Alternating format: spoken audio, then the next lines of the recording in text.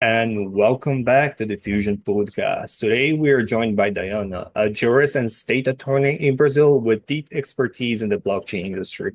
Welcome, Dayana. If you'd like to talk a little bit about your experience in the blockchain industry and emerging technology as a whole, that would be amazing.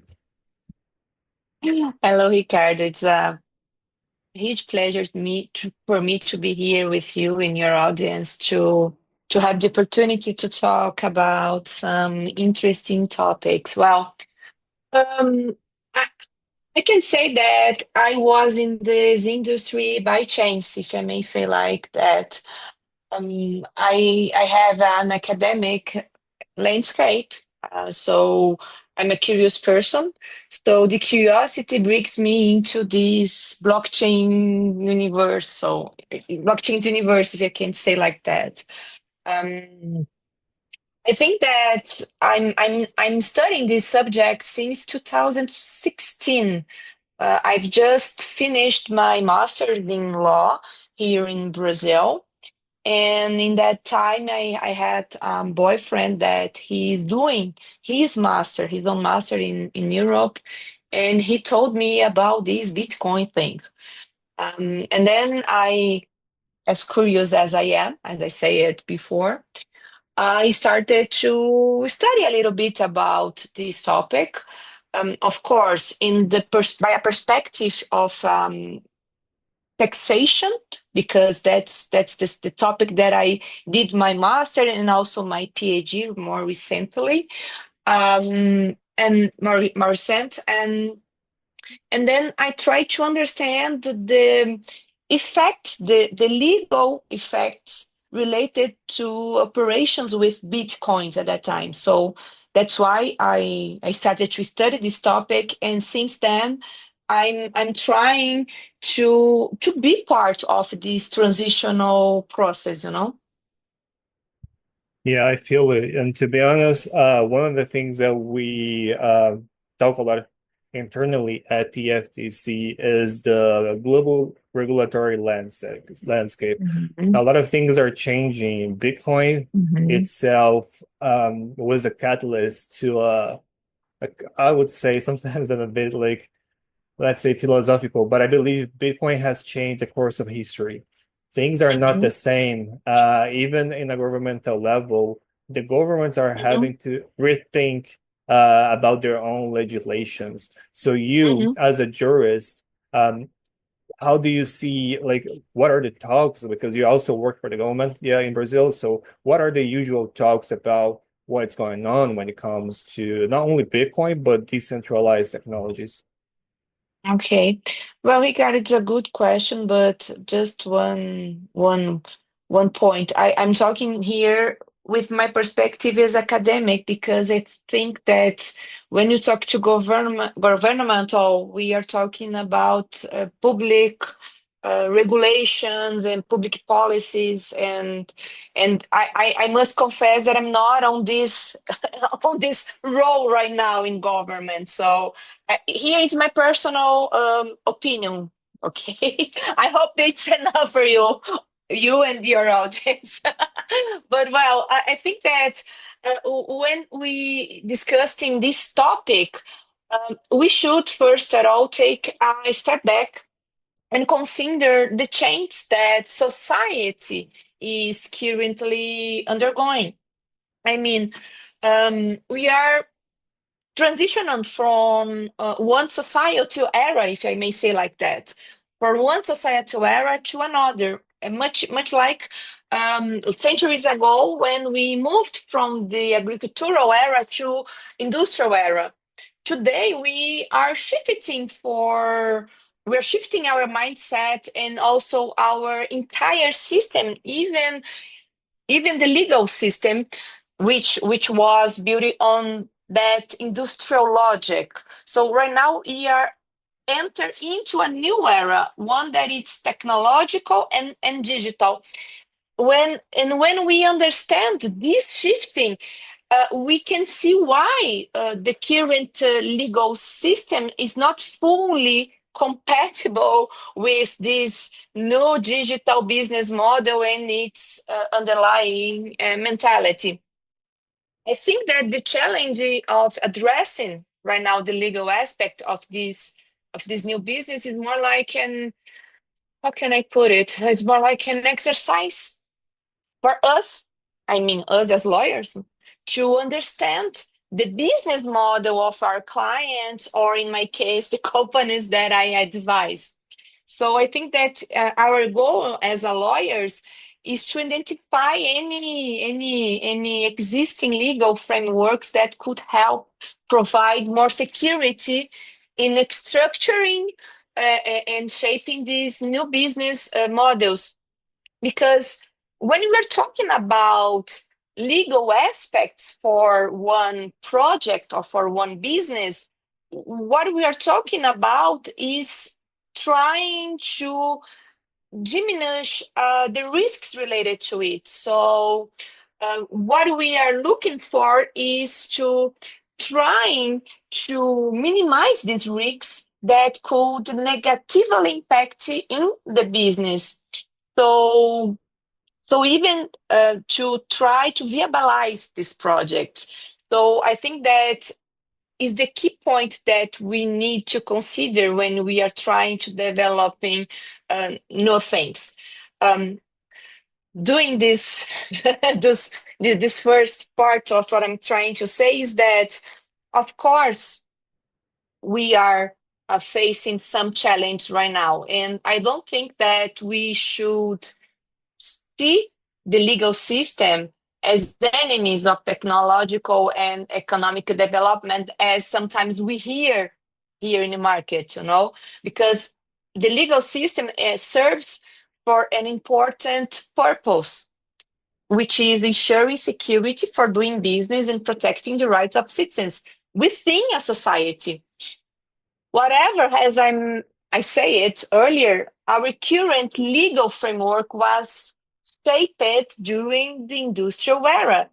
So this creates a mismatch between the system that we have right now in force and the needs of this new technological and digital era. So adapting regulations to this new reality is a process, Ricardo. I think there is a process, and it's not a simple one. We must recognize that different business models emerged in this transitional period. Some are simply digital adaptations of traditional methods like crowdfunding, saying something that is more very common in the blockchain industry. Um, so what we are doing when you are doing crowdfunding in blockchain is just a different way to doing a digital way to doing something that you usually do in an analogical way.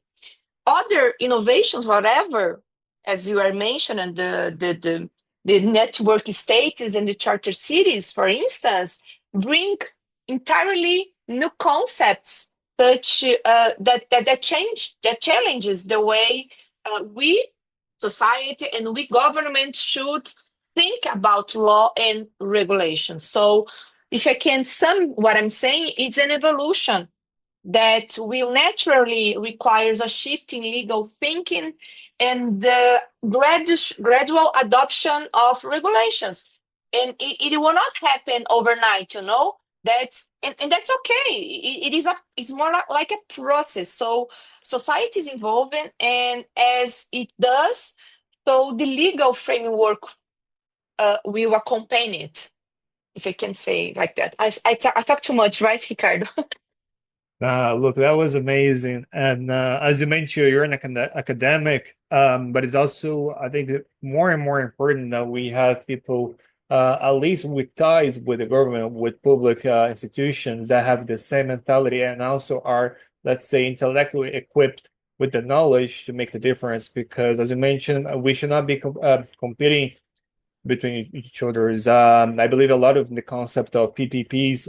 When in Europe, I saw, like, I have lived in Barcelona for almost 1 year, and I saw how the public-private partnership completely changed the Catalonian region. And I would love to see that happening in Brazil, because I see a lot of things that are not being done just because institutions are not communicating like very efficiently. And now with the technology that we have available that makes just things transparent and trusted.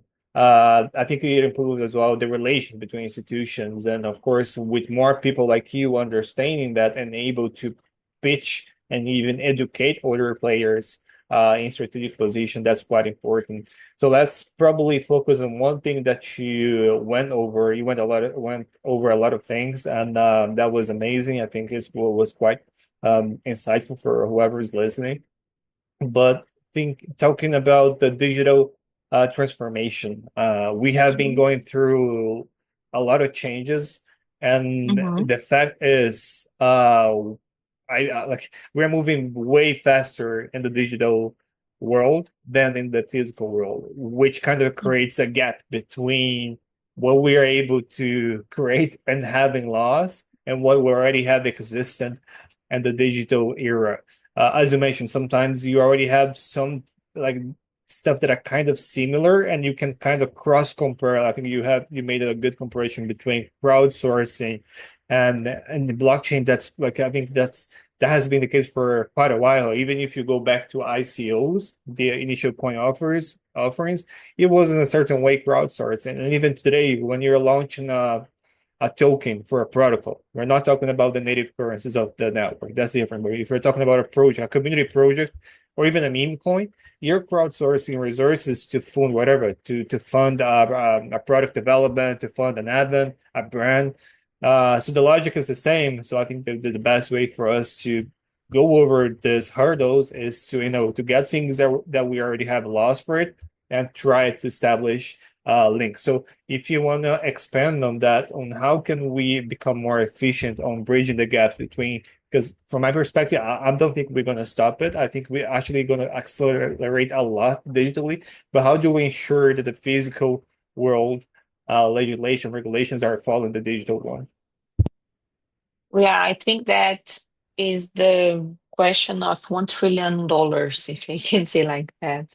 This is the challenge, I think, because of course legislation will not accompany the how fast the technological transition and developments, as you said, are right now happening. It's a huge difference.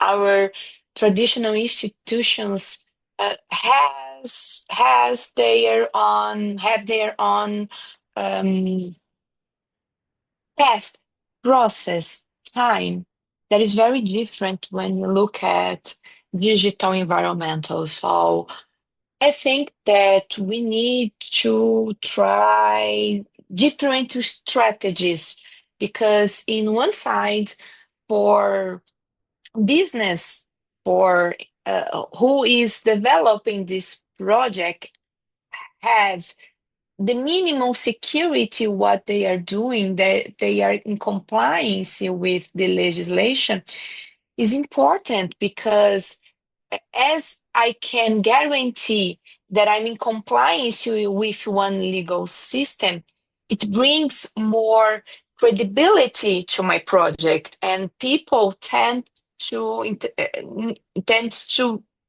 come easier and to to to buy this project easily. So it's important for one side, but to another.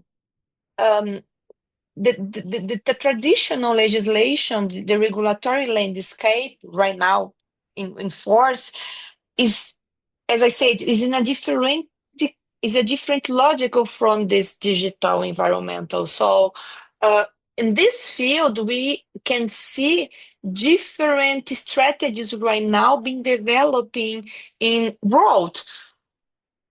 Sandbox is one of these strategies, and here in Brazil, we could see very, very, very insightful projects into these sandbox programs that our central bank and our um, SEC, not SEC, but it's our Brazilian SEC um, leader here in Brazil. So it's one strategy. Another one is what we are seeing right now with these public consultations that are in right now. We are open to us as lawyers, us as entrepreneurs, us as academics, and us uh, as step as sorry. Sometimes sometimes the world misses as people that are in this industries could put some insights um, and could try to make the regulation more suitable for our own needs. So I think there is a second very good strategy. The third one, as you say it, is trying to see when we are facing one project, which which are or which is, because could be one or more than one, which functions this this token, these digital assets are what is the function that uh, they are doing in this project, because the function is the key to bring or trying to to detect which framework with legal framework that already is enforced could apply to this case. So sometimes we are doing different things, as I say, different things. Actually, we are doing the same things with different ways, but other times we are actually doing different things.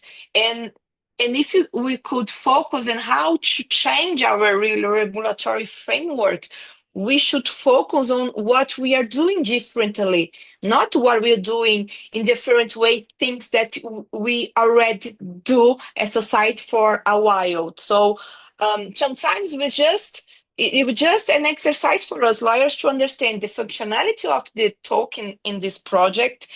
This functionality will be the key point for us to detect which legal framework could apply in this project. But other scenarios, as sometimes we are facing these new things, the new kind of society community, is a new thing to do. So in this point, the transitional or the government could set more attention to in trying to develop new regulatory frameworks. It's more like which point I need to focus first. I think that this is the point that we need to focus first, because other parts we can handle with what we already had in legal framework.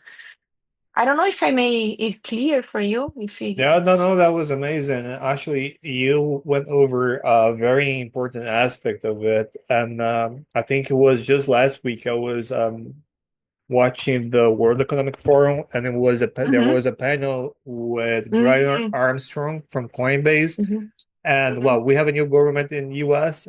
People like it or not, they are coming with very pro-inclined crypto, and that's going to change the whole industry. And what Brian has mentioned was for Coinbase, well, I work for Binance myself, and I know how the struggle is that an exchange goes to get things done, like to be profitable, to be still relevant, and catch up with the rest of the industry, and also be compliant. And it's not easy. Coinbase was one of, like, from my experience with them. I always look at them. They were very mainstream in a sense. They were always trying to play by the book because the US is like brutal. Like at least the last administration was very, like strict with crypto. mhm, And now, what Brian said, well, at least what is really important for whoever is working with crypto or blockchain, whatever, with new technology is to have, like, we don't expect, how can I say, to be benefit or get some sort of advantage, but to have regulatory clarity, because once you know what mhm, are the rules, you know what you have to do, what you have to change. But before you, like, if you don't have the regulatory clarity, it's very difficult to even know like what exactly are you allowed to do. So uh talking again, you're an academic and all, but it's very interesting that you talk as a person with a good understanding of how public institution works, and that's really important as well because sometimes the conversation in the blockchain industry becomes too much orientated to the private perspective, and they're like, guys, okay, this is really cool what we're doing here, but we have to think about like we still depend on like we still depend a lot on the public institutions. So it's good for to hear from you. What has like for example, from your understanding, what from the public sector, like how they've been developing themselves in a sense from what you have watched as well, Brazil itself, in a sense of providing regulatory clarification for whoever wants to like create a business on like blockchain in Brazil. How is this industry developing from your perspective, from what you know as well? Wow. I think that as everything in the world, we try to addressing the main problems first, if I can put in this world.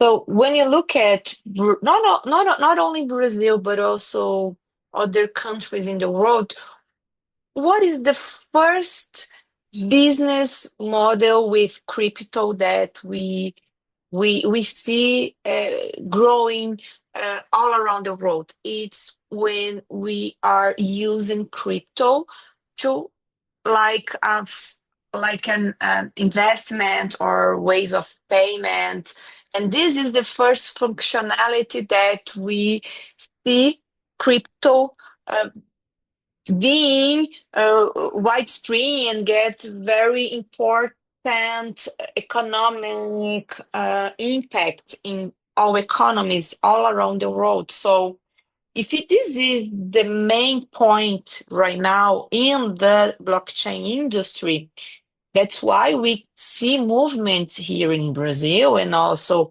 in Europe with Mika and other countries that are trying to address the risks of using crypto with this purpose of investment or ways of payment, or as um, sometimes trying to go out of the system and exchange things. The economy moving with crypto. So it's natural that the first point that government will try to address is the regulations related to financial system, because this is the main risk right now. So I think that the address of this change of era, as I say it in the beginning of our conversation, will will be accompanying the main risks that are um, being detected during the development of the business in this field. So financial is the first one. So let's focus on that right now. If taxation is also the second main risk, let's try to adapt our interpretation, or also giving some different legislation that could regulate the subject, also trying to manage what we are facing, the risks we are facing. So I think that we will not have one complete regulation, because we are talking about so many different things, Ricardo. We're talking about so many different business models. We're talking about so many different things. So as right now, it's impossible to have just one regulation to to to guarantee all the relations, social relations, economic relations that we have in society. It will be the same with crypto, because we are changing the logic of our society and of our economy. So I think that the regulation will be being adapting during this transitional period as we detect the main risks. It's natural that it will be in this way, I think. So if I could put in this word, is that the regulations and the government and the public policies will be adapting as we face the main risks in that moment. It's more like how could we manage this transition, you know? Yeah, that's perfect. And actually, that's exactly what I was talking about. Providing like regulatory clarity. Once you have the premises, once you have the foundation, all the rest becomes easier to address if you're already, tackled the main risks. So, of course, when we talk about cash money, the financial aspect of things will always come first because at the end of the day, capital, we are talking about, like Public funding. economic, yes, public economy, you know, it's a very important value for any society to protect people that are trying to invest their own economies in one project. So how can we guarantee to the citizens that they are putting their money in some reliable project, you know? Exactly. And like once that is kind of resolved, one thing that I also like the Brian Armstrong has mentioned, CEO from Coinbase, is the fact that once you establish like a very, let's say, safe and sound environment, you were able to also attract more capital coming from funds, coming from venture capitalists, from like whoever like is interested in actually funding things. Because let's be honest, when we're talking about crypto, it's digital Mhm. finance with like providing actual secure infra with encryption. So of course, when we look around the world, one of the main problems, like especially in regions like Brazil, like Africa, Southeast Asia, is that the capital like wasn't flowing in, and like once you don't have capital within a region, you don't have that's the resources to build businesses. If you don't have Mhm. businesses, you don't have economic activity. If you don't have economic activity, you cannot build infrastructure. So it's all related. So we're talking about here is to providing the, let's say, the groundwork that like people who hold the money, they are comfortable because I can assure, like from my experience, like from private sector, is that whoever has money is willing to invest on what brings them profit. And what will bring the profit is to invest in areas that haven't been explored yet. But the thing is, some areas are not, like at least historically, haven't had the infra for this. And now we do have. But Mhm. prior to anything, regulations has to come in place and provide like at least the base, the foundation, so we can move forward. So I can expect that we like once we have the foundations of a new legal system for financial first, all the rest will start also changing. Of course, like in TFTC, what we're building is way beyond Mhm. crypto. We're building, like talking Mhm. about network society, network state, which is much more complex because that comes Mhm. governance and for special economic zones. That's like a very complex subject for like at least like not the kind of subject all the governments like. But I like to bring China. Like China, it was a very close country. Like people don't understand. Most people they look at China, they think is one thing. I was like, guys, you don't know China. China has been through a lot of innovations. Like like like Brazil, it was a very closed economy, but they have been working with special economic zones for a while, for at least 20 years, exchanging, and they're willing to integrate more and more decentralization. And I think that's actually something that Brazil can learn. Anyway, we're heading to the end of the episode. Dayana, it was Mhm. a pleasure to have you with us. Well, I'll leave for you like we have 9 minutes left, but I'd like to have like one last message from you, from your perspective about the future. You can also talk about your personal project. So, yeah, here goes like the last 9 minutes. Okay. Well, I think that my message is for you, the professionals that are right now in working in law, of course, because that's my landscape. I think that um, we think about the professional of the future that is not a future so far away from now. I think that we need to understand the key trends that are shaping our reality today. And when we look at the latest report, and you mentioned the World Economic Forum, and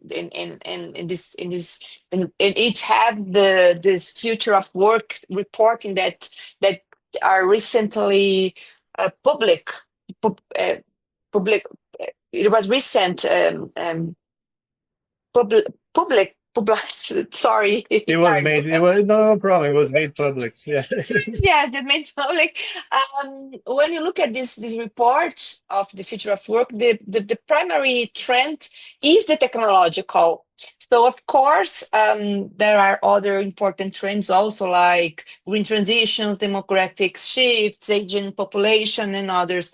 But it's important to us to look at this reporting, to trying to understand what is this trends, the most important trends that we as professionals needs to develop in order to become the professionals who can make a difference in this environmental of transition. So I think that we need to embrace this change, educate ourselves, and remain humble enough to keep learning constant, in a continuous manner.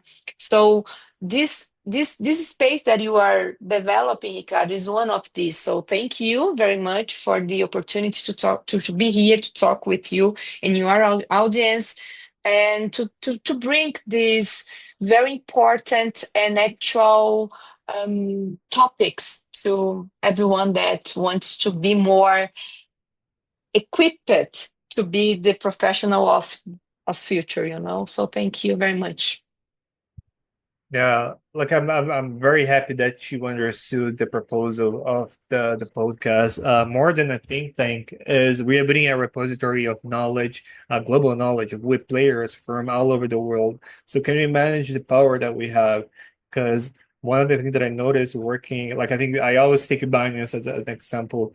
It was a Chinese company, of course, like built on the cloud, but Hmm. the Chinese 1 year in a far distant culture, and you're looking at on the other side, like overseas, you're like, okay, how do I get into the market? What are the rules? Like, do we know anyone there? Like in the past, it was so difficult. And now with the internet, with the digital era, and also with the integration of blockchains and creating these protocols, we are creating also, like in a certain way, um, like it's network societies. Yeah. So it doesn't matter if I'm Hmm. in Brazil, in Latin, I have people in the same protocol as me in Europe, in Asia, and we can Hmm. help each other. If I'm aiming to expand my operations to China or to Tokyo or to Seoul, I have someone there that can help me out. And the same can happen here. Like in our own network, we have like people that are able to, provide, if not provide the final solution, at least connect with the right persons in Brazil. And that's very powerful when it comes to what we're doing. So anyway, thank you so much for your participation, Dayana. We have 3 minutes left. If you want to pitch your social medias, I know you have some projects as well. If you want to talk about your own startup, feel free to. Oh, yeah, actually, as a curious person that I am, right now I'm developing one project with other three partners. We are developing a software related to managing the GE emissions. So we are looking at one of these trends, the green transitional, and how we could manage the data related to the management of this in a way that is very trustful, transparent. Of course, we are using blockchain at some point in this in this solution. And so it's been very challenging for me because it requires new skills, new learners, and I'm humble enough to to put myself to study new topics that it's very important to develop of this project. So it's Alia, the name, so I could put the link to connect with me if it's possible in in your description of this video, and also the link for the the the the the website of Alia. It's in beginning. It's not 1 year old, this startup. Okay, perfect. Well, I'll make sure your social media is you're mostly present on LinkedIn, but you're also a public person on Instagram. I'm bigger on LinkedIn and X, but let's make sure everyone is connected, everyone is engaging, everyone is helping each other. I believe in the digital era, there is no excuse for you to not cooperate. You might not, connect with all the proposals, but you can always cooperate and find ways to benefit, to find mutual benefit. I think that's the most important. So once again, Diana, thank you so much for your participation. And that was our episode for today of the Diffusion Podcast.